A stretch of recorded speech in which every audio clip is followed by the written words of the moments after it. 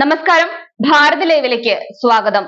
ലോക്സഭാ തിരഞ്ഞെടുപ്പിൽ ഇടതുപക്ഷത്തിനുണ്ടായ കനത്ത തോൽവിക്ക് കാരണം കണ്ടെത്തുന്നതിനുള്ള തത്രപ്പാടിലായിരുന്നു ഈ കഴിഞ്ഞ ദിവസമെല്ലാം പാർട്ടിയിലെ ഉന്നതരെല്ലാം.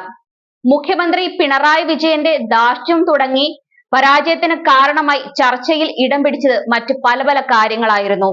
എന്നാൽ പരാജയത്തിന് കാരണം എന്ത് എന്ന് പഠിച്ച് തെറ്റുകൾ തിരുത്തുമെന്നാണ് CPM പറഞ്ഞിരുന്നത്. എന്നാൽ CPM സംസ്ഥാന സമിതിയിലെ വിലയിരുത്തൽ വന്നിരിക്കുന്നത് ഇപ്രകാരമാണ്: ഭരണവിരുദ്ധ വികാരവും ക്ഷേമ പെൻഷൻ മുടങ്ങിയതുമെല്ലാം തിരഞ്ഞെടുപ്പിലെ തോൽവിക്ക് കാരണമായിട്ടുണ്ടെന്നാണ് സംസ്ഥാന സമിതി കണ്ടെത്തിയിരിക്കുന്നത്. അതുകൊണ്ട് തന്നെ വന്നിരിക്കുന്ന തോൽവി പരിശോധിച്ച് തിരുത്തുന്നതിനുള്ള മാർഗരേഖകൾ തയ്യാറാക്കാനാണ് സംസ്ഥാന സമിതിയുടെ തീരുമാനം. CPM സംസ്ഥാന സെക്രട്ടറി MV ഗോവിന്ദൻ കമ്മിറ്റിയിൽ അവതരിപ്പിച്ച റിപ്പോർട്ടിലാണ് സർക്കാരിന്റെ പ്രവർത്തനങ്ങളിലെ വീഴ്ചകൾ ചൂണ്ടിക്കാട്ടുന്നത്. ലോക്സഭാ തെരഞ്ഞെടുപ്പിലെ വലിയ തോൽവിക്ക് കാരണം ഭരണവിരുദ്ധപരമായ വികാരമാണെന്ന വിമർശനമുണ്ട്. CPM general secretary Sitaram Yechury പറയുന്നുണ്ട്. ക്ഷേമ പ്രവർത്തനങ്ങൾ മുടങ്ങാൻ കാരണം കേന്ദ്ര സർക്കാരാണെന്ന് ജനങ്ങളെ ബോധ്യപ്പെടുത്താൻ സർക്കാരിന് കഴിയാതെ പോയെന്നും ക്ഷേമ നടപടികൾ ഒന്നും തന്നെ ജനങ്ങളിലേക്ക് എത്തിയിട്ടില്ല, ക്ഷേമ പ്രവർത്തനങ്ങൾ മുടങ്ങിയതാണ് തോൽവിയുടെ ആക്കം കൂട്ടാൻ കാരണമെന്നും വിലയിരുത്തലുണ്ട്. അതുപോലെ നവകേരള സദസ് വേണ്ടത്ര ഗുണം ചെയ്തിട്ടില്ല എന്നും റിപ്പോർട്ടിൽ പറയുന്നുണ്ട്.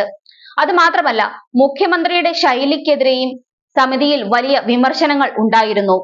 നാക്കപ്പിഴ സംഭവിച്ച പല നേതാക്കന്മാരെ കുറിച്ച് പേരെടുക്കാതെ പറയാതെ കുറ്റപ്പെടുത്തുകയും ഉണ്ടായിട്ടുണ്ട്.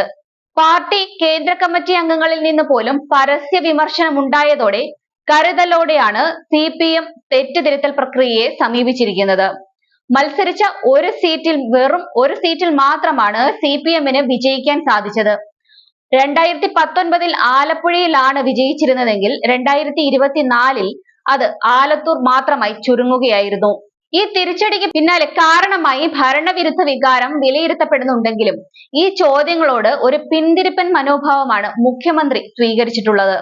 CPM സംസ്ഥാന സമിതി യോഗം ആരംഭിച്ചു കഴിഞ്ഞു.